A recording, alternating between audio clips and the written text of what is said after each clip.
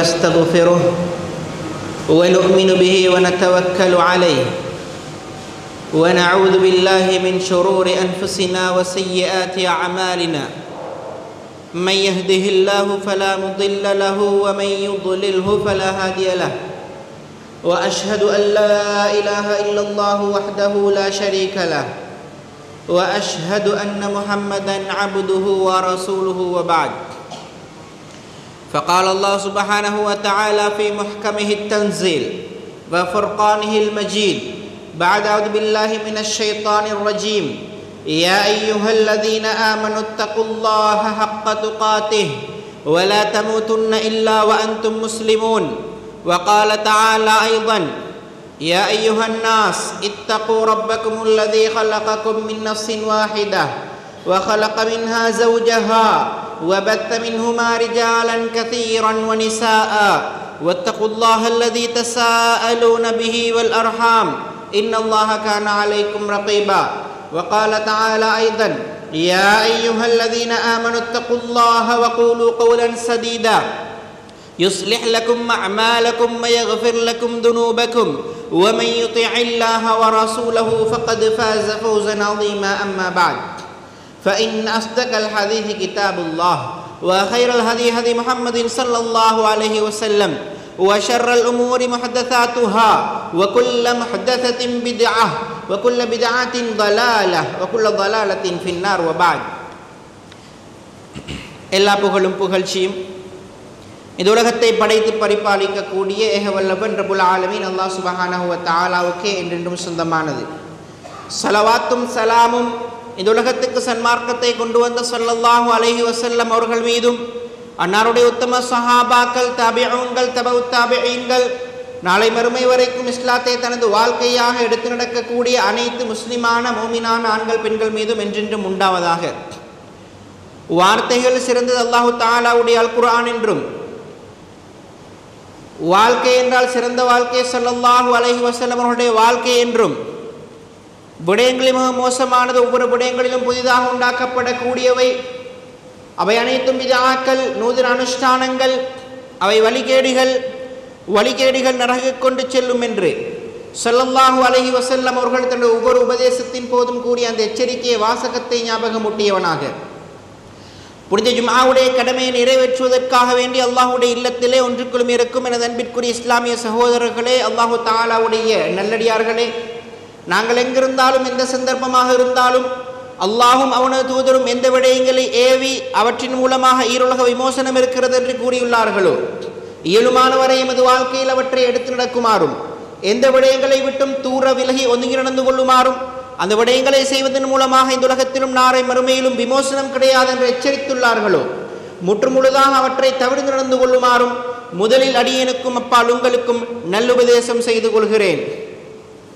எனது அன்பிற்குரிய இஸ்லாமிய சகோதரர்களே, அல்லாஹு தஆலாவுடைய நல்லடியார்களே, சவால் மிக்க சூழலும் இஸ்லாமும் என்ற தலைப்பின் கீழால் ஒரு சில நிமிடங்கள் இன்றைய ஹுத்பா உரையினை சுருக்கிக் கொள்ளலாம் என்று ஆசைப்படுகிறேன்.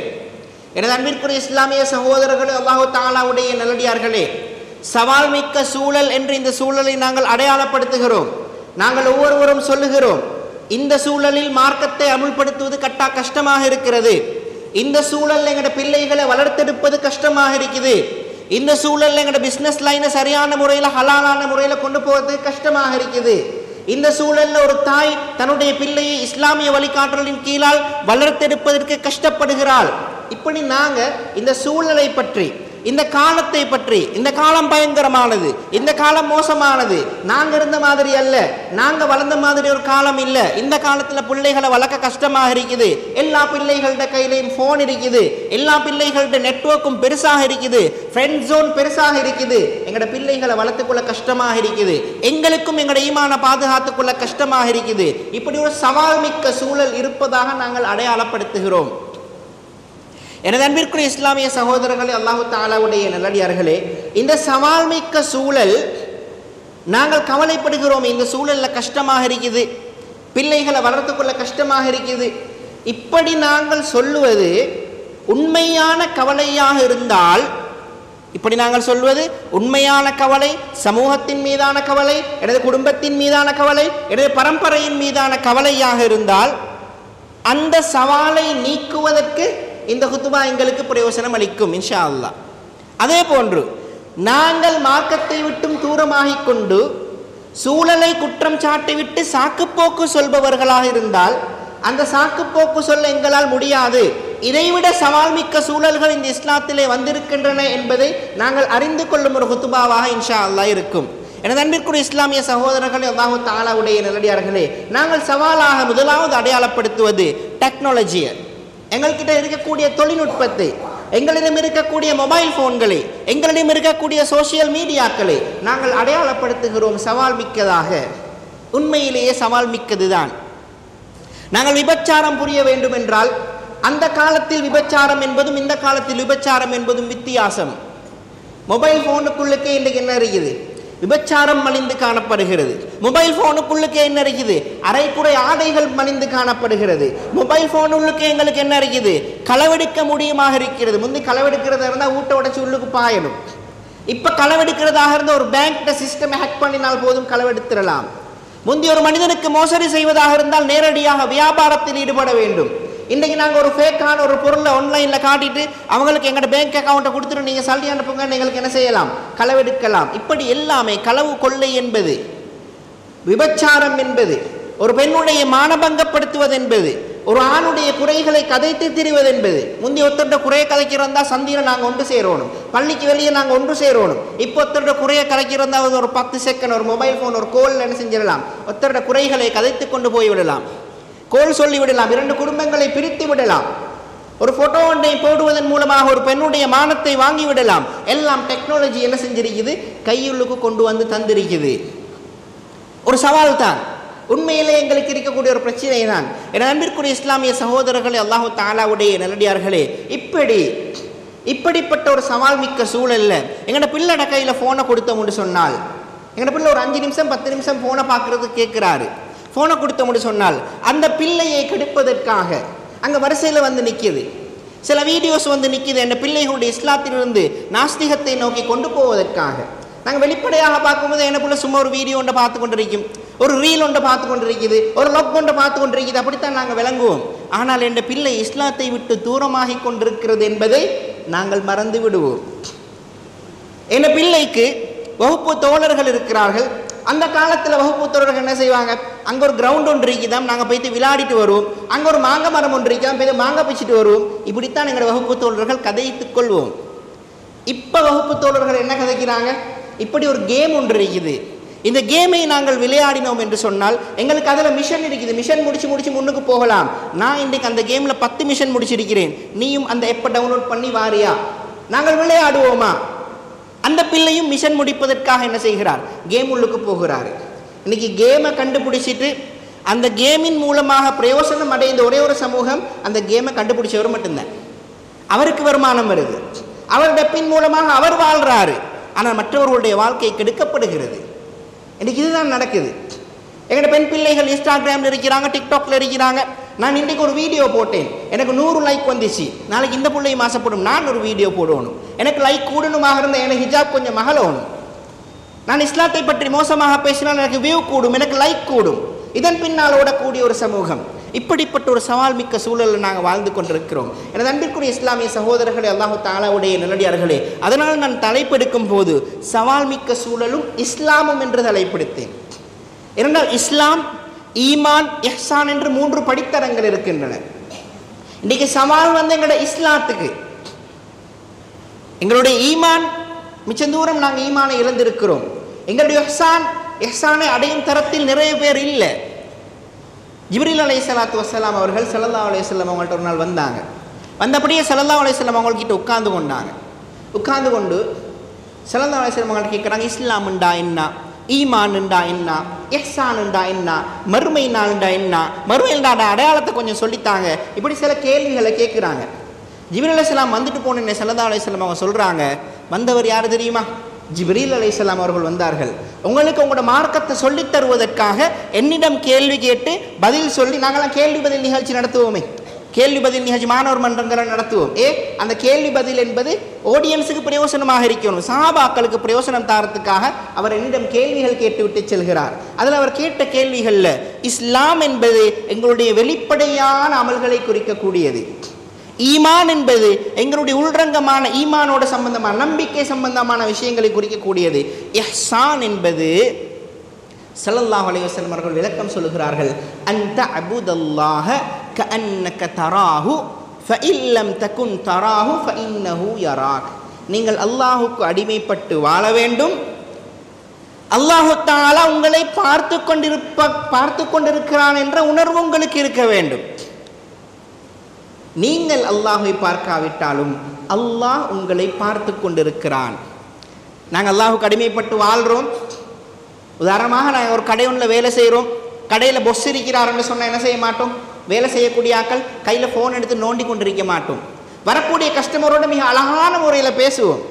பொஸ் இருக்கிறாரு, அல்லாஹ் தஆலா என்னை பார்த்து கொண்டிருக்கிறான் என்ற உணர்வு இருக்கும் என்று சொன்னால், நான் ஒரு மனிதனோடு சந்திக்கும் போது அவரோடு சிரித்து சலாம் சொல்லி பேசுவேன்.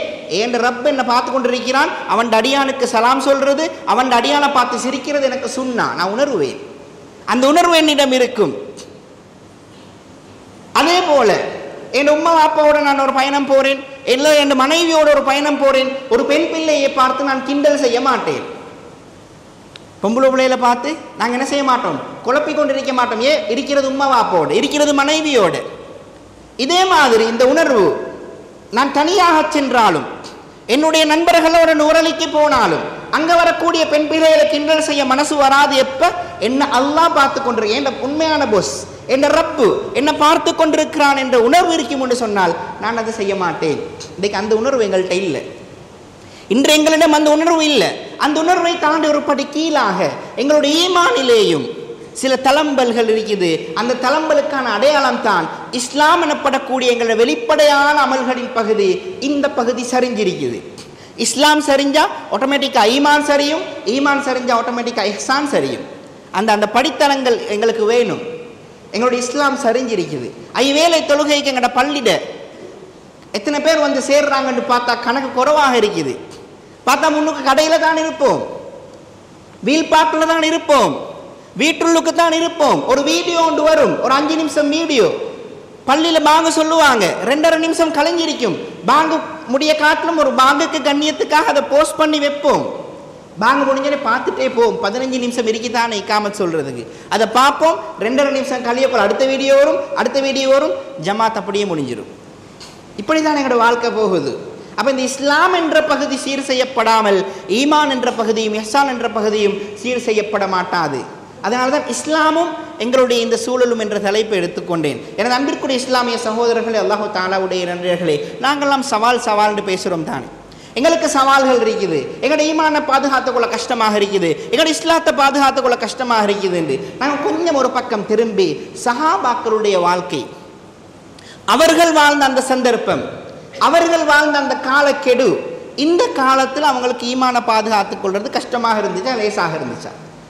நாங்களாம் சில டைம் சஹாபாக்களை பற்றி சொன்னோம், அவங்க சஹாபாக்கள் ரசூலுல்லாவோடு இருந்தாங்க, அவங்களுக்கு ஈமானை பாதுகாக்கிறது அவ்வளோ பெரிய விஷயம் இல்லை. இந்த காலம் அப்படி இல்லை. நாங்கள் கொஞ்சம் யோசித்து பார்ப்போம். விபச்சாரம் என்பது இந்த காலத்தில் விபச்சாரம் என்பது எங்களோட நாட்டிலையும் இல்லீகல், எங்களோட சமூகத்திலையும் யாரும் விரும்ப மாட்டாங்க, சமூகத்திலையும் யாரும் பகிரங்கமாக விபச்சாரம் செய்ய மாட்டாங்க. ஆனால் சஹாபாக்கள் வாழ்ந்த காலத்தில் காஃபிரான சமூகம் பகிரங்கமாக நான் விபச்சாரி என்று கொடி கட்டி வீட்டுக்கு முன்னுக்கு வச்சிருப்பாங்க. விபச்சாரம் மலிந்திருந்துச்சு. இஸ்லாம் அவர்களை விபச்சாரத்தை விட்டு தடுத்திருந்தாலும் அந்த சூழல் விபச்சாரத்தை தூண்டக்கூடிய சூழல், விபச்சாரத்தை பாவமாக பார்க்காத சூழல், விபச்சாரத்தை பாவமாக பார்க்காத சூழல். திருமண முறைகள் 4 திருமண முறைகள் இருந்துச்சு அவங்களுக்கு. அதில் ஒன்று எங்கள்கிட்ட இருக்கக்கூடிய வளமையான திருமண முறை, அதில் இன்னொரு திருமண முறை இருந்துச்சு, அது கொஞ்சம் குறைவாகத்தான் இருந்துச்சு. ஒரு கணவன் தன்னுடைய மனைவியின் துப்புரவு காலத்துக்கு பின்னால் இன்னொரு ஆணிடம் அனுப்பி அவன் மூலமாக கருவுறச் செய்யக்கூடிய அந்த திருமணம் ஒரு இடைக்கால திருமணம். இன்னொரு திருமணம் ஒன்று இருந்துச்சு, ஒரு பெண் ஒரு 10 ஆண்களுடன் உடலுறவில் ஈடுபடுவாள், அதன் பின்னால் அவள் குழந்தையை பெற்றெடுத்ததன் பின்னால் அவள் யார் அடையாளம் காட்டுறாவோ அவர் என்ன செய்யணும்? பிள்ளையை கூட்டிக் கொண்டு போகணும். இப்படிப்பட்ட திருமணங்கள் இன்றைக்கி எங்கள்கிட்ட இருக்கிறது ஒரே ஒரு திருமண முறை தான். நான் என்ன சொல்லவார் என்றால், விபச்சாரம் என்ற ஒன்றை எடுத்துக்கொண்டோம் என்று சொன்னால் சஹாபாக்களுக்கு இருந்த அந்த சந்தர்ப்பங்களை விட எங்களுக்கு சந்தர்ப்பங்கள் குறைவு. ஆனாலும் அவர்கள் ஈமானை பாதுகாத்துக் கொண்டிருந்தார்கள், அவர்கள் இஸ்லாத்தை பாதுகாத்துக் கொண்டிருந்தார்கள். எனது அன்பிற்குரிய இஸ்லாமிய சகோதரர்கள், அல்லாஹு தஆலாவுடைய நல்லடியார்களே, வியாபாரத்தை எடுத்துக்கொள்ளுங்கள். வியாபாரத்தை எடுத்துக்கொண்டால் இன்றைக்கி எங்களுக்கு இஸ்லாமிக் ஃபைனான்ஸ் என்று நாங்கள் படிச்சிருக்கிறோம். இஸ்லாமிய வியாபார முறை எப்படி நாங்கள் செய்கிறது, எப்படி எங்களோட கொடுக்கல் வாங்கல்களை செய்கிறது, எப்படி நாங்கள் எங்களோட எல்லா விஷயங்களையும் அமைச்சு கொள்வது, எல்லாத்துக்கும் வழிகாட்டல்கள் எங்கள் இருக்குது. எல்லாத்துக்கும் அதுக்குண்டான தேவைகள், அதுக்குண்டான சேவைகள் எங்களுக்கு இருக்குது. எங்கே போனாலும் இஸ்லாமிய முறையில் வியாபாரம் செஞ்சுட்டு வரலாம். ஆனால் சஹாபாக்கள் அவர்கள் மதீனாவில் இருந்தவர்கள் வியாபாரத்துக்கு போகிறதாக இருந்தால் வேறு வேறு நாடுகளுக்கு தான் போகணும், வேறு வேறு ஊர்களுக்கு தான் போகணும். அந்த காலத்தில் வியாபாரத்தில் மிக முக்கியமான ஒரு பகுதி வட்டி. வியாபாரத்தில் மிக முக்கியமான ஒரு பகுதி வட்டி. ஸல்லல்லாஹு அலைஹி வஸல்லம் அவர்கள் மக்கா வெற்றியுடைய சந்தர்ப்பத்தில் ஸல்லல்லாஹு அலைஹி வஸல்லம் அவங்க சில விஷயங்கள் என்ன செய்கிறாங்க, வித்ட்ரா பண்ணுறாங்க. இதெல்லாம் இல்லாமணும், இதெல்லாம் நாங்கள் இல்லாமக்கிறோம், இந்தியோட இதெல்லாம் இல்லை. அதில் ஒன்று, இதுவரைக்கும் யாராவது பழி தீர்க்க பார்த்து கொண்டிருந்தீங்கண்டா, என் குடும்பத்தில் இவரை கொண்டாரு அதனால் நான் இவரை கொல்ல வேண்டும் என்று பழி தீர்க்க பார்த்து கொண்டிருந்தீங்கண்டா இந்தியாவோட அது இல்லை. யாரையும் இந்தியிலிருந்து பழி எடுக்க முடியாது. யாராவது கொண்டிருந்தால் கொண்டுட்டு போட்டும். இந்தியிலிருந்து யாரையும் என்ன செய்ய முடியாது, கொலைக்கு கொலை பழி வாங்க முடியாது. ரெண்டாவது சொன்னாங்க, இந்தியிலிருந்து நான் ஜாஹிலியா காலத்தில் நீங்கள் வட்டிக்கு கடன் எடுத்திருப்பீங்களே அந்த எல்லா வட்டியும் நான் இல்லாமாக்குறேன். அவ்வளவு ரிபன் அதஹா ரிபல் அப்பாஸ், ரசூலோட சாச்சா அப்பாஸ் ரலியல்லாஹு அன்ஹு அவங்களும் வட்டிக்கு வியாபாரம் செய்தவர்கள். அவருக்கு வர வேண்டிய வட்டி தொகையை நான் ஒன்றாவது இல்லாமாக்குறேன். அவருக்கும் நீங்கள் கொடுக்க தேவையில்லை, வேற யாருக்கும் கொடுக்க தேவையில்லை. அந்த மக்கா வெற்றியின் போதுதான் வட்டி என்ன செய்யப்படுகிறது, முழுமையாக சமூகத்திலிருந்து நீக்கப்படுகிறது. அதுவரைக்கும் அது ஒரு வியாபாரத்தில் சாதாரண ஒரு விஷயம். இங்கே இல்லாத ஒரு மனுஷனுக்கு வேற ஒரு மனுஷனுக்கு நான் வித்துட்டேன் என்று சொல்றது சாதாரண ஒரு விஷயம். ஒரு மனிதர் வியாபாரம் பேசிக்கொண்டிருக்கும் போது இடையில பூந்து ரேட்டை கூட்டி அந்த வியாபாரத்தை பெருசாக்கி அந்த சாமனை பொறுமதியாக்குறது ஒரு சாதாரண விஷயம். இன்றைக்கு நாங்களும் செஞ்சு கொண்டிருக்கிறோம், ஆனால் அது பிழை என்று உணர்கிறோம். ஆனால் இதே நீங்கள் 1000 ரூபாய்க்கு விற்கிறீங்க, 1500 நான் தாட எனக்கு தாங்க, எவ்வளோ பொறுமதியான சாமான், உங்களுக்கு பொறுமதி தெரியாமல் நீங்கள் 1000 ரூபா கொடுக்க போறீங்கன்னு சொல்லுவார். சொல்லிட்டு கொஞ்சம் இருங்க நான் இன்னும் கொஞ்சத்தில் வரேன்னு போவார். போனால் இனிக்குள்ள மனுஷன் பார்ப்பார், பொறுமதியான சாமான் தான், 1500 ரூபா கொடுத்து சரி நாங்கள் எடுத்துக்கொண்டு போய்த்துருவோம்னு அவர் 1500 ரூபா கொடுப்பார். இது யார்டால் பிஸ்னஸ் பண்ணுறவர் செட் பண்ணி வச்சால். இது எங்களுக்கு பிளண்டு விளங்குது, சிறந்தாலோசனமாக தடுத்து இருக்கிறார்கள். ஆனால் அந்த காலத்தில் இது வியாபாரத்தில் ஒரு முறை, அதை அவர்கள் சாதனையாக பார்த்தார்கள். வியாபாரத்தில் பார்த்தாலும் அவர்களுக்கு இருந்த அந்த சவால் மிக்க சூழல் எங்களுக்கு இல்லை என்று தான் சொல்ல வேண்டும். எனது அன்பிற்குரிய இஸ்லாமிய சகோதரர்களே, அல்லாஹு தஆலாவுடைய நல்லடியார்களே, அதே போன்று அந்த காலத்தில் பெண்கள் ஒரு மோகப் பொருளாக பார்க்கப்பட்டார்கள். ஒரு மனிதர் இறந்து விட்டார் என்று சொன்னால் அவருடைய அனந்தர சொத்திலிருந்து பெண்களுக்கு என்ன செய்யாது, பங்கு போகாது. அவர் விட்டுட்டு போகிற சொத்திலிருந்து பெண்களுக்கு பங்கு போகாது. அதே மாதிரி ஒரு பெண்ணுக்கு தன்னுடைய கணவரிடமிருந்து எந்த ஒரு உரிமையை பெற்றுக்கொள்ள முடியாது, அவர் கொடுப்பதை தவிர, வெறுமனே ஒரு அடிமைத்தனமான வாழ்க்கை. இப்படி எந்த அளவுக்கு திறமை இருந்துச்சு. ஏண்ட தந்தை 2 திருமணம் முடிச்சிருந்தா, ஏண்ட வாப்பா 2 திருமணம் முடிச்சிருந்தா, ஏண்ட சாட்சி ஏண்ட வாப்பா மூத்தாகிறதன் பின்னால எனக்கு உரிமை, ஏண்ட அனந்தர சொத்து அப்படின்னு கருதப்படக்கூடிய அளவுக்கு மோசமான ஒரு சூழல் திருமண வாழ்க்கையில், குடும்ப வாழ்க்கையில். அப்படிப்பட்ட ஒரு மோசமான சூழலில் தான் சஹாபாக்களுக்கு இஸ்லாம் கிடைக்கிது. அவர்கள் சரியான சூழலில் வாழ வேண்டும் என்று நிர்பந்திக்கப்படுகிறார்கள். எங்கட மாதிரி எல்லாருமே முஸ்லீம், ஊரில் எல்லாரும் முஸ்லீம், எங்கே பார்த்தாலும் பக்கத்தோடு முஸ்லீம், முன்னுக்கூடு முஸ்லீம், பின்னுக்கூடு முஸ்லீம், இப்படிப்பட்ட ஒரு சூழல் அல்ல. சஹாபாக்கள் கூட இஸ்லாத்துக்கு வந்து எத்தனை வருஷம், மதீனத்து சஹாபாக்கள் ஸல்லல்லாஹு அலைஹி வஸல்லம் அவங்க மௌத்தாக போகும்போது இஸ்லாத்துக்கு வந்து 10 வருஷம் 11 வருஷம். மக்கத்து சஹாபாக்கள் இஸ்லாத்துக்கு வந்து அதை விட கொஞ்சம் கூட வருஷம். சில சஹாபாக்கள் 1 வருஷம் 2 வருஷம் ஸல்லல்லாஹு அலைஹி வஸல்லம் மௌத்தாகும் போது. நாங்கள் இஸ்லாத்துக்கு வந்து எத்தனை வருஷம், பிறந்ததிலிருந்து இஸ்லாத்தில் தான் இருக்கிறோம். 10 வருஷம் 20 வருஷம் 30 வருஷம் 40 வருஷம் 50 வருஷம் முஸ்லிம்களாக வாழுகிறோம். இஸ்லாம் என்னும் பாக்கியம் அவர்களுக்கு கிடைத்தது ஓரிரு வருடங்கள் தான், எங்களுக்கு கிடைத்தது பிறப்பிலிருந்தே. எங்களோட பரம்பரையும் முஸ்லீம் தான், எங்களோட அப்பாவும் முஸ்லீம் தான், எங்களோட முத்தப்பாவும் முஸ்லீம் தான், எங்களோட கிரிக்கித்தா வரைக்கும் எல்லாரும் முஸ்லீம் தான். நாங்கள் எந்த அளவுக்கு எங்களோட மார்க்கத்தை அமுல்படுத்தி கொண்டிருக்கிறோம்?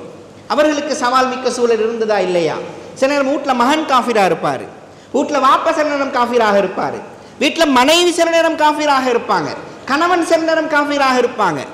நான் மட்டும்தான் முழு வீட்டிலே முஸ்லீமாக இருப்பேன். ஒரு சூழல் நான் உங்களுக்கு ஞாபகப்படுத்துகிறேன். இப்பைக்கு ஒரு 10-20 வருடங்களுக்கு முன்னால் இங்கே இருக்கக்கூடிய மூத்த சகோதரர்களுக்கு தெரியும். நாங்கள்லாம் கொள்கையை பேசும்போது எங்களோட வீட்டில் நாங்கள் மட்டும்தான் கொள்கை பேசியிருப்போம். முழு ஃபேமிலியிலே நாங்கள் மட்டும்தான் கொள்கை பேசியிருப்போம். நாங்கள் எந்த மாதிரியான கஷ்ட முகம் கொடுத்திருப்போம், அந்த கொள்கையை அமுல்படுத்துறதுக்கு எந்த மாதிரியான சவால்களுக்கு முகம் கொடுத்திருப்போம். இங்கே இருக்கக்கூடிய மூத்த சகோதரர்கள் கேட்டால் சொல்லுவாங்க. அதே மாதிரியான சவால்கள் கொள்கைக்காக இல்லை, இஸ்லாத்துக்காக, இஸ்லாத்தை ஏற்றுக்கொண்டேன் என்பதற்காக அந்த சவால்களுக்கு அவர்கள் முகம் கொடுத்தார்கள். இந்த மாதிரியான சவால்களுக்கு முகம் கொடுத்த சஹாபாக்கள் எப்படி அதிலிருந்து வெளிவந்தாங்க? இந்த சவால்களுக்கு நாங்கள் முகம் கொடுத்துறோம் பேசுகிறோம் தானே, எப்படி அவங்க வெளியே வந்தாங்க? முதலாவது சஹாபாக்கள் அவருடைய வாழ்க்கையில் ஏற்பட்ட சவால்கள் இருந்து எப்படி தெரியுமா வெளியே வந்தாங்க? தான் இஸ்லாம் என்று எதை கற்கிறேனோ, நான் மார்க்கம் என்று எதை கற்கிறேனோ, இது கூடாது என்று ஸல்லல்லாஹு அலைஹி வஸல்லம் அவர்கள் சொன்னால், இதைத்தான் நீ செய்ய வேண்டும் என்று ஸல்லல்லாஹு அலைஹி வஸல்லம் அவர்கள் சொன்னால், ஒரு நிமிஷம் கூட தாமதிக்காது செஞ்சிருவாங்க. அவங்களோட வாழ்க்கையில் ப்ராக்டிக்கலில் இஸ்லாம் இருந்துச்சு. எங்களோட வாழ்க்கையில் இஸ்லாம் ப்ராக்டிக்கலில் இருக்குதா? எங்களுக்கு என்று சில விஷயங்கள் நாங்கள் வகுத்து வச்சிருக்கிறோம். இந்த விஷயம் எனக்கு தெரியும், விரல் ஆற்றுறதா நீட்டுறதா, இதை பற்றின முழுமையான ஆய்வு என்ற கையில் இருக்குது. வித்ரு தொழுகையில் குனூத் ஓதுறதா இல்லையா, இது பற்றின முழுமையான ஆய்வு என்ற கையில் இருக்குது. வித்ரு தொழுகை என் வாழ்க்கையில் இருக்குதா? ஒரு மனிதன் தன்னுடைய குடும்ப வாழ்க்கையில் எவ்வாறு இருக்க வேண்டும், மனைவி கணவனுக்கு செய்ய வேண்டிய கடமைகள், கணவன் மனைவிக்கு செய்ய வேண்டிய கடமைகள் தெரிந்து வைத்திருக்கிறோம். என் வீட்டுக்கு போகும்போது என் வாயிலிருந்து வாசம் வந்துடக்கூடாது என்பதற்காக ஸல்லல்லாஹு அலைஹி வஸல்லம் அவங்க மிஸ்வாக் செஞ்சுட்டு போனாங்க. நாங்கள் எத்தனை பேர் மிஸ்வாக் செஞ்சுட்டு என் வீட்டுக்கு போகிறோம்? ஒரு மனிதனை கண்டால் அவனை பார்த்து நீ சிரி, புன்முறுவல் செய், அது சதக்கா என்று ஸல்லல்லாஹு அலைஹி வஸல்லம் அவங்க சொன்னாங்க. நாங்கள் எத்தனை பேரை பார்த்து சிரிக்கிறோம்? லேசான விஷயங்கள் ஸல்லல்லாஹு அலைஹி வஸல்லம் அவங்க சொன்னாங்க தானே, அஹப்புல் அமாலி இலல்லாஹி அதுவமுஹா வ இன் கல்ல. அல்லாஹ்வுக்கு மிச்சம் விருப்பமான அமல் எது தெரியுமா? அல்லாஹ்வுக்கு மிச்சம் விருப்பமான அமல் இரவு முழுக்க இருந்து கியாமுல் லைல் தொழுவது. ஸல்லல்லாஹு சொல்லல. எங்களோட சல்லியெல்லாம் செலவழித்து ஹஜ்ஜுக்கு போய்த்து ஹஜ்ஜு செஞ்சுட்டு வருவது ஸல்லல்லாஹு அலைஹி வஸல்லம் அவங்க சொல்லல. முழு ஊரை மலைத்து ஏழைகளுக்கு சாப்பாடு போடுவது ஸல்லல்லாஹு அலைஹி வஸல்லம் அவங்க சொல்லல. என்ன தெரியுமா சொன்னாங்க? அல்லாஹ்வுக்கு மிச்சம் விருப்பமான அமல் என்ன தெரியுமா? அதுவமுஹா வ இன் கல்ல. சின்ன அமலாக இருந்தாலும் நீங்கள் தொடர்ந்து செய்யணும், ப்ராக்டிக்கலில் வரணும். சின்ன அமலாக இருக்கும், ஆனால் அது கண்டினியூவஸாக எங்களோட ப்ராக்டிக்கலில் இருக்குமாக இருந்தால், நாங்கள் அதை ப்ராக்டிஸ் பண்ணுவோம் என்று இருந்தால், கட்டாயமாக அதுதான் அல்லாஹுக்கு மிக விருப்பமான அமல் என்று சொன்னாங்க ஸல்லல்லாஹு அலைஹி வஸல்லம் அவங்க. சின்ன அமல்கள் தவற விடுகிறோம். ஆனால் எங்கள்கிட்ட பெரிய பெரிய ஆய்வுகள் எங்களோட கையில் இருக்குது. பிழை என்று சொல்லல, இஸ்லாத்தை படிப்பது பிழை அல்ல. நான் தொழும்போது என்னுடைய தொழுகையை ஸல்லல்லாஹு அலைஹி வஸல்லம் அவர்கள் தொழுத மாதிரி இருக்க வேண்டும் என்பதற்காகத்தான் இந்த மாதிரியான ஆய்வுகள்லாம் நாங்கள் கையில் வச்சு கொண்டிருக்கிறோம். அல்ஹம்துலில்லாஹ்,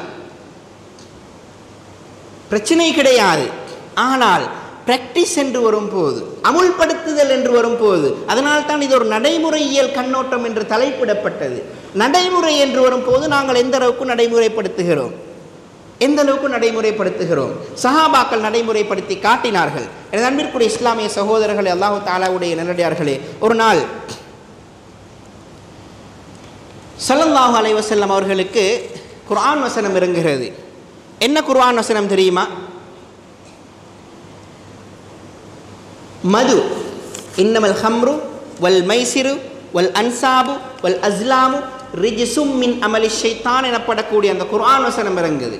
சூரத்துல் மாஇதாவுடைய 90, 91, 92 வசனம். யா அய்யுஹல்லதீன ஆமனு இன்னமல் ஹம்ரு வல் மைசிரு வல் அன்சாபு வல் அஸ்லாமு ரிஜ்சும் மின் அமலி ஷைத்தான்.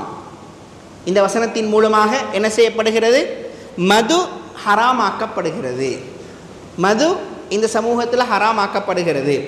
அனஸ் ரலியல்லாஹு அவங்க சொல்கிறாங்க, அனஸ் ரலியல்லாஹு சொல்கிறாங்க, குந்து சாக்கில் கௌம யௌம ஹுர்ரிமத்தில் ஹம்ரு, மது எப்போது ஹராமாக்கப்பட்டுச்சோ அந்த நேரத்தில் நான் என்ன செஞ்சு கொண்டிருந்தேன்னால், ஒரு சில மக்கள் இருந்தாங்க, அவங்களுக்கு மதுவை ஊற்றி கொடுத்து கொண்டிருந்தேன், மதுவை ஊற்றி கொடுத்து கொண்டிருந்தேன்.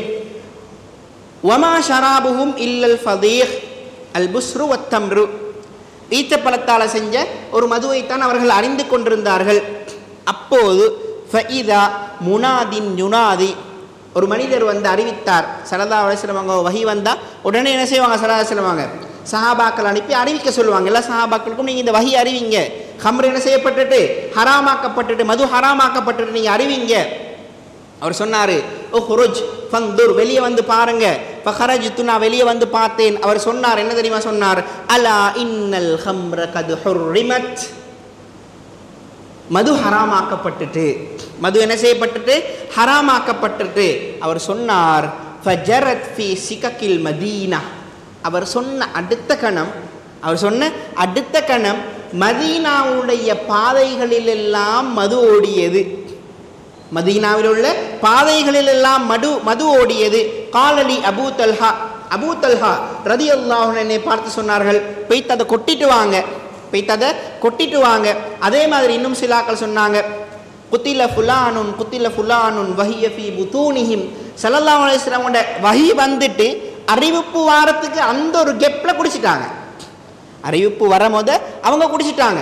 இந்த நபர்களுக்கு சாபம் உண்டாகட்டும் சில சஹாபாக்கள் சொன்னாங்க, அல்லாஹ்வுடைய லானத்து உண்டாகட்டும். வஹி வந்துட்டு அறிவிக்கிறதுக்கு போது அவங்க குடிச்சாங்க, அவங்களுக்கு அறிவித்தல் வரல, ஹராம் என்ற செய்தி இன்னும் வரல, ஆனாலும் குடிச்சிட்டாங்க. ஸல்லல்லாஹு அலைஹி வஸல்லம் அவங்க சொன்னாங்க, அவர்கள் அந்த இடத்துல குடிச்சாங்களே, வஹி செய்தி வரும்போது அவங்களுக்கு அது பிரச்சனை கிடையாதுன்னு ஸல்லல்லாஹு அலைஹி வஸல்லம் அவங்க சொன்னாங்க. நான் என்ன சொல்ல வாரேன் என்றால் எங்கட ஊரில் நாங்கள் சும்மா யோசிச்சு பார்ப்போம், ஒரு குடிக்கக்கூடிய ஒரு நபர் ஒரு நாளைக்கு ஒரு கால் போத்தல் தான் அவர் குடிக்கிறார். இவரை இந்த குடியிலிருந்து தடுக்கிறதுக்கு எங்களுக்கு எவ்வளோ கஷ்டம், இவரை இந்த குடியிலிருந்து தடுக்கிறதுக்கு எங்களுக்கு எவ்வளோ கஷ்டம். உதாரணமாக இன்று இலங்கை அரசாங்கம் அறிவிக்குது, நீங்கள் வாங்கியிருக்கக்கூடிய அரிசியில் பன்றி கொழுப்பு கலக்கப்பட்டிருக்குது, முஸ்லீம்கள் இதை அருந்த வேண்டாம், இது ஹராம், முஸ்லீம்கள் இதை சாப்பிட வேண்டாம். எத்தனை பேர் ரெடியாகும் வீட்டில் உள்ள அரிசியெல்லாம் கொட்டி போடுறதுக்கு? எத்தனை பேர் ரெடியாகும்? எங்களுக்கு எப்படி சோறோ அவங்களுக்கு அப்படித்தான் மது இருந்துச்சு. அந்த அளவுக்கு எனி டைம் அவர்கள் மதுவோடு தான் இருப்பாங்க. அதனால தான் மதுவை ஹராமாக்கிறதுல கட்டம் கட்டமாக வரக்குள்ள ஒரு கட்டத்தில் அல்லாஹ் தஆலா சொல்றான், நீங்கள் குடிங்க, தொழும் போது மட்டும் என்ன செய்ய வானம், போதையோட வரவானம் அப்படின்னு ஒரு குர்ஆன் வசனம் வருது, வலா தக்ரபு ஸலாத்த வ அன்தும் சுகாரா. அப்ப இப்படிப்பட்ட போதையே வாழ்க்கையாக போன ஒரு சமூகம், சும்மா யோசிச்சு பாருங்களே, எங்கட ஊர்ல முழு நாளும் போதையில் இருக்கக்கூடிய ஒரு ஏரியா ஒன்று இருக்குது. அந்த ஏரியாவில் இருக்கக்கூடிய எல்லா போதை வஸ்துக்களையும் ரோட்டில் விட்டாலும் ஆறு மாறி ஓடாது. ஏன் என்ன சொல்ல வாரேன்னால், அவங்க அந்த அளவுக்கு மதுவுக்கு அடிமையாக இருந்தார்கள். ஆனால் ஸல்லல்லாஹு அலைஹி வஸல்லம் அவங்க அறிவிக்கிறாங்க, குர்ஆன் வசனம் வந்துட்டு என்று சொல்றாங்க, சொன்ன உடனே அவர்கள் திரும்பி பார்க்கவில்லை, கொட்டினார்கள். சில சஹாபாக்கள் வரலாறு வந்து கையில் இருந்தது குடிக்கும் போது கொட்டினாங்க, கையில் இருந்தது குடிக்கும் போது கொட்டினாங்க. அந்த அளவுக்கு அமுல்படுத்துவதில் முன்னின்றார்கள். எனது அன்பிற்குரிய இஸ்லாமிய சகோதரர்களே, அல்லாஹு தஆலாவுடைய நல்லடியார்களே, இது மாதிரி எத்தனையோ விஷயங்கள் சஹாபாக்கள் சொன்னார்கள் தானே. ஸல்லல்லாஹு அலைஹி வஸல்லம் அவரிடமிருந்து 10 குர்ஆன் வசனங்களை கற்றுவிட்டு அதை அமுல்படுத்தாத வரைக்கும் நாங்கள் இன்னும் ஒரு குர்ஆன் வசனத்தை படிக்க போக மாட்டோம். ஏன்னா பயம், என்ன தெரிஞ்சிருக்குது, அமுல்படுத்தாட்டி அல்லாஹ் குத்தம் பிடிச்சிருவான். ப்ராக்டிக்கலில் கொண்டாந்தாங்க இஸ்லாத்தை. இஸ்லாம் என்பது ஒரு வாழ்க்கை என்று அடையாளப்படுத்துகிறோம் தான். இஸ்லாம் என்பது மதம் கிடையாது. மதம் என்று சொன்னால் அனுஷ்டானங்களுக்கும் சம்பிரதாயங்களுக்கும் அதுக்கு சுருங்கியிருக்கும். இஸ்லாம் என்பது ஒரு வாழ்க்கை. ஊட்டோட்டு வெளியேறினாலும் வாழ்க்கை, சிறுநீர் கழட்டி விட்டு சுத்தம் செய்வதாக இருந்தாலும் வாழ்க்கை, அரசாட்சி புரிவதாக இருந்தாலும் வாழ்க்கை. ஒரு மனிதர் சிறுநீர் கழித்து விட்டு எவ்வாறு சுத்தம் செய்ய வேண்டும், சுத்தம் செய்யாட்டி என்ன பாவம், சுத்தம் செய்ய தண்ணி கிடைக்காட்டி என்ன செய்யணும், எல்லாமே ஸல்லல்லாஹு அலைஹி வஸல்லம் சொல்லி தந்திருக்கிறாங்க. அதே மாதிரி ஒரு அரசாட்சியில் டிஃபென்ஸ் மினிஸ்ட்ரி எப்படி இருக்கணும், மினிஸ்ட்ரி ஆஃப் எஜுகேஷன் எப்படி இருக்கணும், ஃபைனான்ஸ் மினிஸ்ட்ரி எப்படி இருக்கணும், எப்படி நாங்கள் மக்களோட சல்லிகளை மேனேஜ் பண்ணணும், இது எல்லாத்தையும் சொல்லி தந்திருக்கிறாங்க. இதெல்லாம் எங்களுக்கு தெரிஞ்சிருக்குது. எனது அன்பிற்குரிய இஸ்லாமிய சகோதரர்களே, அல்லாஹு தஆலாவுடைய நல்லடியார்களே, இன்னும் எத்தனையோ உதாரணங்கள் சஹாபாக்களோட வாழ்க்கையில் எங்களுக்கு பார்க்கலாம். எங்களை விட சவால் மிக்க ஒரு சூழலில் வாழ்ந்தார்கள். ஆனாலும் ஸல்லல்லாஹு அலைஹி வஸல்லம் அவர்கள் சொன்னதன் பின்னால் ஆமன்னா சல்லம்னா என்று சரணடைந்தார்கள். நாங்கள் ஏற்றுக்கொண்டோம், கட்டுப்பட்டோம் என்று சரணடைந்தார்கள். அந்த வாழ்க்கை தான் இன்னமும் நாங்கள் அவங்கள பார்த்து ரலியல்லாஹு அன்ஹும் வரது அன் என்று குர்ஆன் வசனத்தை ஓதும் அளவுக்கு அவர்களுடைய அந்த ஸ்டேட்டஸை, அவர்களுடைய அந்த நிலைமையை வைத்திருக்கிறது. அமுல்படுத்தினார்கள். அமுல்படுத்தும் போதும் சவால்கள் வந்தன, பிரச்சனைகள் வந்தன. சிலவேளை விபச்சாரத்துக்கு அடிமையாகினார்கள், சிலவேளை மதுவுக்கு அடிமையாகினார்கள். ஸல்லல்லாஹு அலைஹி வஸல்லம் அவங்களோட ஓடி வந்தாங்க, ரசூலுல்லாஹ் நான் விபச்சாரம் செஞ்சுட்டு எனக்கு தண்டனை தாங்க. ஸல்லல்லாஹு அலைஹி வஸல்லம் சொன்னாங்க, இல்லை இல்லை நீங்கள் மோந்து கொண்டிருப்பீங்க, நீங்கள் போங்க. இல்லை நான் உண்மைக்குமே விபச்சாரம் தான் செஞ்சேன். தண்டனையை பெரும் அளவுக்கு அவர்களுடைய ஈமான் உறுதியானது. தண்டனையை பெரும் அளவுக்கு அவருடைய ஈமான் சறுக்கும். அல் ஈமான் யஸீது வ யன்குஸ், ஈமான் கூடி குறையும். இதுதான் எங்களுடைய அகீதா. ஆனால் சறுக்கும் இடத்தில் தௌபாவுக்காக வந்து நின்றார்கள். ஒரு பெண்மணி வருகிறாள், பிள்ளையை பெற்றுக்கொண்டு வா என்றார்கள். பிள்ளையை பெற்றுக்கொண்டு வருகிறாள், பால் குடித்து முடித்து விட்டு வா என்றார்கள். அந்த அளவுக்கு என் தண்டனை வரும்போது என் மௌத்து வந்துடக்கூடாது என்பதில் அவர்களுடைய ஈமான் உறுதியாக இருந்தது. ஈமான்ல சறுக்கல் வரும், பிராக்டிக்கல்ல சில நேரம் பிரச்சனைகள் வரும். வந்தாலும் தௌபா என்று ஒன்று இருக்கிறது. குல்லு பனி ஆதம ஹத்தாஊன் வ கைருல் ஹத்தாஈன அத்தவ்வாபூன். ஆதமுடைய மக்கள் எல்லோரும் தவறு செய்யக்கூடியவர்கள். ஆனால் அதில் மிகச் சிறந்தவர்கள் அந்த தவறிலிருந்து மீண்டு அல்லாஹ்விடம் பாவ மன்னிப்பு கேட்கக்கூடியவர்கள். அதனால் கட்டாயமாக எங்களுடைய சவால் மிக்க சூழல் தான். இஸ்லாத்துக்கு சவால், ஈமானுக்கு சவால், இஹ்சானுக்கு சவால். சஹாபாக்களுடைய வாழ்க்கையிலிருந்து படிப்பினை பெறுவோம். இந்த சவால் மிக்க சூழலில் இஸ்லாத்தை சரியான முறையில் நடைமுறைப்படுத்தக்கூடிய நன்மக்களாக அல்லாஹ் தஆலா என்னையும் உங்களையும் ஆக்கியருள்வானாக. வ ஆகிரு தஅவானா அனில் ஹம்துலில்லாஹி ரப்பில் ஆலமீன். அல்ஹம்துலில்லாஹ் வஸ்ஸலாத்து வஸ்ஸலாமு அலா ரசூலில்லாஹ் வஅலா ஆலி ஹிஸ்பில்லா அம்மா பாத். அன்பிற்குரிய இஸ்லாமிய சகோதரர்களே, அல்லாஹ் தஆலாவுடைய நல்லடியார்களே, நாங்கள் வாழ்ந்து கொண்டிருக்கக்கூடிய சூழல் இஸ்லாத்தை நடைமுறைப்படுத்துவதற்கு எங்களுக்கு மிகவும் சவாலான ஒரு சூழலாக காணப்படுகிறது. இந்த சவால் மிக்க சூழலில் சஹாபாக்கள் அவர்கள் எந்தெந்த சவால்களுக்கு முகம் கொடுத்தார்களோ அந்த சவால்களை எவ்வாறு அவர்கள் வெற்றி கண்டார்கள் என்ற விடயங்களை நாங்கள் பார்த்தோம். கட்டாயமாக எங்களுடைய வாழ்க்கையிலே நடைமுறைப்படுத்தல் என்பது வரும்போது அது சவால்களை முறியடிக்கும் என்பதையும் பார்த்தோம். எனது அன்பிற்குரிய இஸ்லாமிய சகோதரர்களே, அல்லாஹ் தஆலாவுடைய நல்லடியார்களே, அதே போன்று நாங்கள் பார்க்க வேண்டிய இன்னொரு விஷயம், இஸ்லாத்தை நாங்கள் படிக்கிறோம், இஸ்லாத்துடைய விடயங்களை நாங்கள் தெரிந்து வைத்திருக்கிறோம். அது எதற்காக என்று சொன்னால், ஸ்கூலில் படிக்கிற புள்ள இஸ்லாத்தை படிக்கிறார் எக்ஸாமுக்காக. ஏலவெல்ல என்ற பிள்ளைக்கு ஏ வருது இஸ்லாத்தில், ஓலவெல்ல என்ற பிள்ளைக்கு ஏ வருது இஸ்லாத்தில். ஆனால் என் பிள்ளைக்கு அத்தஹியாத் ஓத தெரியாதுன்றா நாங்கள் ஃபெயில். எங்களோட பேப்பர் குவாலிஃபிகேஷன் இருக்கும், எங்களோட பேப்பர் குவாலிஃபிகேஷன் இருக்கும். ஏலவெல்ல நான் இஸ்லாத்தில் ஏ எடுத்திருப்பேன், ஆனாலும் என் வாழ்க்கையில் அகலாக் இருக்காது, என் வாழ்க்கையில் இபாதத் இருக்காது என்றால் நான் ஃபெயில். நாங்கள் ஹுத்துபாக்களை செய்மடுக்க வருகிறோம். இந்த ஹுத்துபாக்களை செய்மடுக்க வரும்போது அதில் என்ன சொல்கிறாங்கன்றதை நாங்கள் எடுக்கிறோம், உள்வாங்கி விட்டு இது என் வாழ்க்கையில் மாற்றத்தை கொண்டு வர வேண்டும் என்ற அந்த உணர்வு வருமாக இருந்தால், ஹுதுபாவுக்கு வரும் போது இதை என் வாழ்க்கையில் மாற்றத்தை கொண்டு வரணும் என்ற உணர்வு வருமாக இருந்தால் கட்டாயமாக ப்ராக்டிக்கலுக்கு கொண்டு வர முடியும், நடைமுறைக்கு கொண்டு வர முடியும். இன்றைக்கி நாங்கள் ஹுதுபாவுக்கு வரும்போது என்னத்துக்கு வார மௌலவி எப்படிப்பட்ட மௌலவியோ தெரியா, என்னத்தை பேசுவாரோ தெரியா, இன்ட்ரெஸ்டாக இருக்குமோ இல்லாட்டி போராக இருக்குமோ, தூங்க வச்சிருவாரோ, இதை தான் யோசிச்சு கொண்டு வாரோம். வந்ததன் பின்னால் மௌலவிக்கு மார்க்ஸ் போடுறோம், நல்ல ஹுத்பா நல்லா கொடுத்தாரு. தௌஹீத் பள்ளியில் வந்து தப்லீகாக்களுக்கோ தரீகாக்களுக்கோ ஏசினா நல்லா கொடுத்தார். யாருக்கு கொடுத்தார்? எங்களுக்கு ஒன்றும் தரல. நான் அதைத்தான் சொல்ல வேண்டும், எந்த வாழ்க்கைக்கு மௌலவி ஒன்றும் தரல. அதே மாதிரி தான் தப்லீக் பள்ளியில் போய்த்து தௌஹீதுக்கு ஏசினால் மௌலவி நல்லா கொடுத்தார், தௌக்காரனுக்கு நல்லா கொடுத்தார். இல்லை, அவருக்கு கொடுக்கணும் அவருடைய பள்ளியில். எங்களுக்கு என்ன தந்தார்? நான் அதை எடுத்துக்கொண்டேன். இன்று இதைத்தான் நாங்கள் செய்து கொண்டிருக்கிறோம். மௌலவிக்கு மார்க்ஸ் போடுறது, குதுபாவுக்கு மார்க்ஸ் போடுறது, எங்களுடைய பேப்பரில் எப்படி மார்க்ஸ் வருதோ அது மாதிரி தான் இதுவும். எங்கள் வாழ்க்கை கொண்டும் கிடைக்காட்டி அந்த 45 நிமிஷம் குத்துபால வேலை இல்லை, அந்த 45 நிமிஷம் குத்துபால வேலை இல்லை. அன்பிற்குரிய இஸ்லாமிய சகோதரர்களே, அல்லாஹ் தஆலாவுடைய நல்லடியார்களே, அதே போன்று நாங்கள் சில நேரத்தில் மார்க்கத்தை படிக்கிறோம். எதுக்காகண்டா? மற்றவனுக்கு ஃபத்வா கொடுக்கறதுக்காக.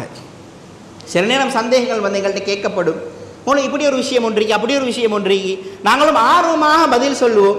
கடைசியாக சொல்லுவாங்க, ஓ பார்த்தீங்களா என்ன மைனி இப்படி செய்கிறா, என்ன நானா இப்படி செய்கிறாரு, என்ன பக்கத்து வீட்டால் இப்படி செய்கிறா, இதுதான் ஃபத்வா கேட்டுக்கொண்டேன்.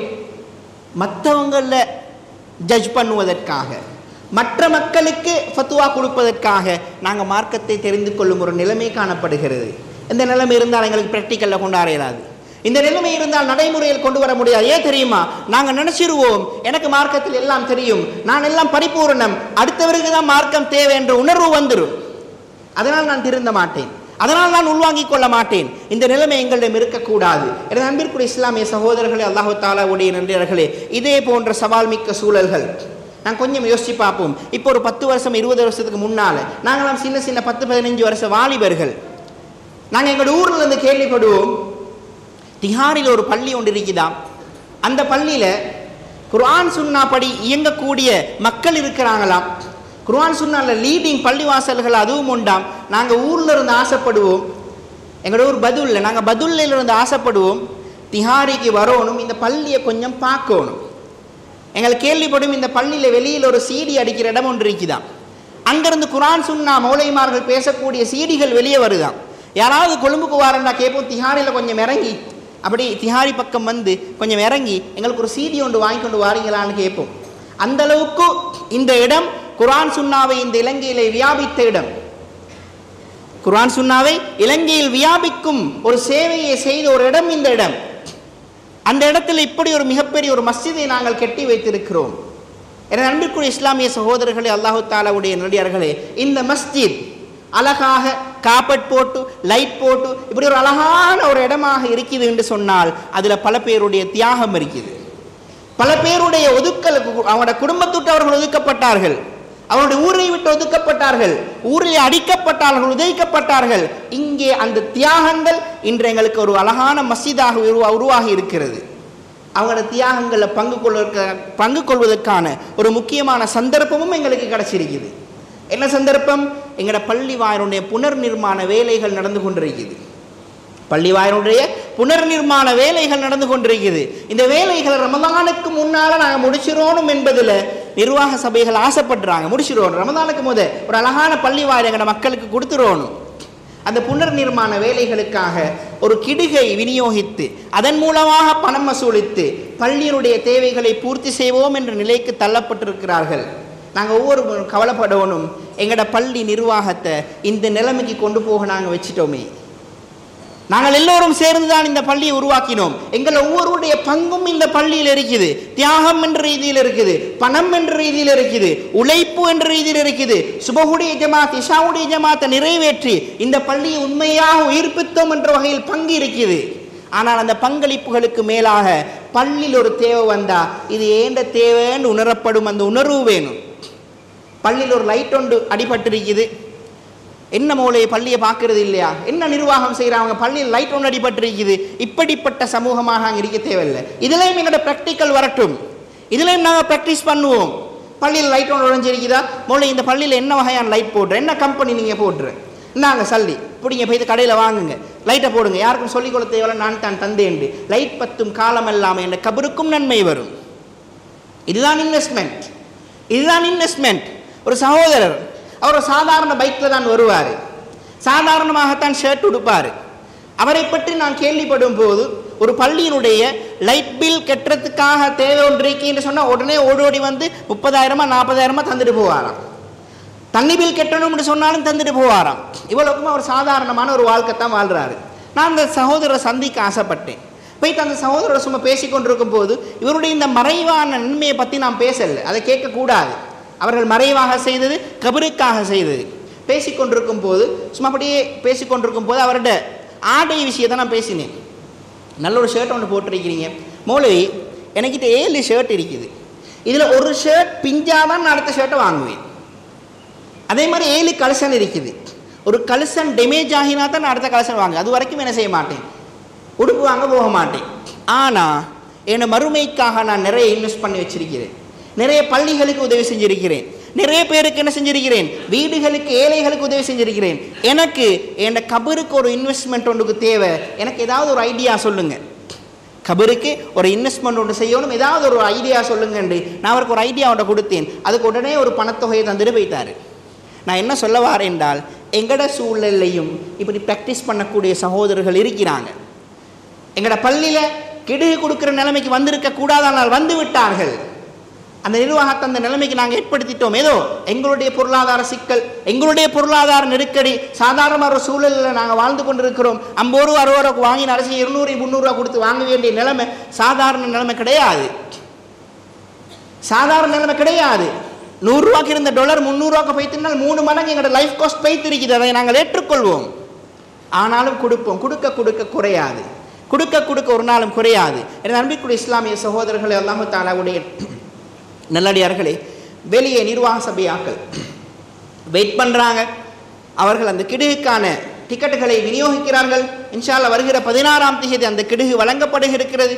அதன் மூலமாக எங்களுடைய பள்ளிக்கு வருமானம் சேர்க்கப்பட்டு இந்த புனர் நிர்மாண வேலைகள் செய்யப்பட இருக்கின்றன. தாராளமாக கொடுப்போம். பள்ளி ஒன்றை நிர்மாணிப்பவருக்கு அல்லாஹ் தஆலா மறுமையிலே சொர்க்கத்திலே வீடொன்றை கட்டுகிறான் என்ற ஹதீஸை படித்திருக்கிறோம். அந்த ஹதீஸை வைத்து உலமாக்கள் விளக்கம் சொல்கிறார்கள்.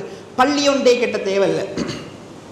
பள்ளியில் ஒரு சின்ன பங்கொண்டுக்கு நாங்கள் ஒரு பங்களிப்பு ஒன்று செய்கிறோம். எங்களோட கண்ட்ரிபியூஷன் சின்னது தான். ஒரு சுவிட்ச் ஒன்று வாங்கி கொடுத்தோம், ஒரு லைட் ஒன்று வாங்கி கொடுத்தோம், ஒரு சின்ன பொட்டி பேக் ஒன்று 750 ரூபாய்க்கு வாங்கி கொடுத்தோம். சின்ன கண்ட்ரிபியூஷன் தான். ஆனால் அது இருக்கும் காலம் எல்லாம் அதுவும் சதகா ஜாரியா தான். அதுவும் சதகா ஜாரியா தான். உலமாக்கள் சொல்லுகிறார்கள், முடியுமான அளவு ஹெல்ப் பண்ணுவோம். சில நேரம் எங்கள்கிட்ட இருக்காது.